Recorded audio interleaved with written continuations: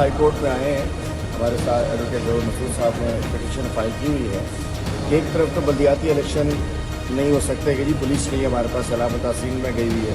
دوسری جانب اسلام آباد میں 6000 پولیس اہلکار بھیجے ہوئے ہیں. بلدیاتی الیکشن سے بھاگنے کے لیے بہانہ لیا جا رہا ہے. دوسری جانب پولیس بھیجنے جبکہ یہاں لا اینڈ آرڈر سچویشن خراب ہے. سلام متاثرین بچہ پرسوں قتل ہو گیا. اس سے پہلے سلام متاثرہ بچی کی عزت لوٹ لی گئی ہے. سریعام ڈاکو جو آزاد کر رہے ہیں کچے میں، لیکن پولیس سے نہیں. اس کے لیے پٹیشن انہوں نے فائل کی ہوئی ہے ادھر سندھ ہائی کورٹ میں. تو آج وہ چیف جسٹس صاحب کے پاس پھیلی ہوئی. امید ہے کہ انشاءاللہ ہمارا اس پولیس کو واپس بلا کر اس کام پہ لگایا جائے گا تاکہ لوگوں کی جان و مال کا تحفظ ہو سکے. سپریم کورٹ ہم آج چاہ رہے ہیں پورے پاکستان میں جو پارلیمنٹیرینس ہیں، چونکہ اس وقت آخری امید جو اس ملک کا صرف ایک سپریم کورٹ سے رہ گئی ہے.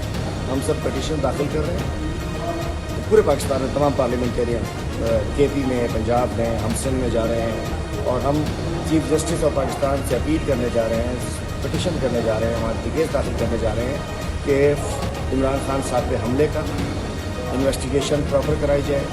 ارشد شریف شہید کی انویسٹیگیشن سپریم کورٹ کرے اور اعظم سواتی کو جس انداز سے بے عزت کیا گیا، بے حرمت کیا گیا، ان کے تینوں کیسز یہ ہم پٹیشن، کیونکہ آخری امید سپریم کورٹ رہ چکی ہے، باقی تو سارے ادارے برباد ہو چکے ہیں. آج ہم سب لوگ سندھ کے پاکستان کے پارلیمنٹیرین سپریم کورٹ سے اپیل کرنے ہیں. ہم چاہتے ہیں سپریم کورٹ آگے آئے کہ جس کے پاس اختیار ہے وہ بے اختیار ہے اور اختیار وہ استعمال کر رہا ہے جس کا اختیار نہیں ہے. اور اب یہ اسٹیٹس کو ختم ہونا چاہیے. 75 سال پاکستان میں بہت کھلواڑ ہو گیا.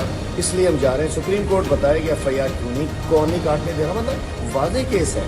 ایک سابقہ وزیر اعظم ایک سب سے بڑی پارٹی کے سربراہ کی ایف آئی آر نہیں کٹ رہی. اسی لیے ہم چاہتے ہیں کہ اب بس بہت ہو گئی، اب دودھ کا دودھ پانی کا پانی ہونا چاہیے. اس کی تحقیقات کا سامنے آنا چاہیے.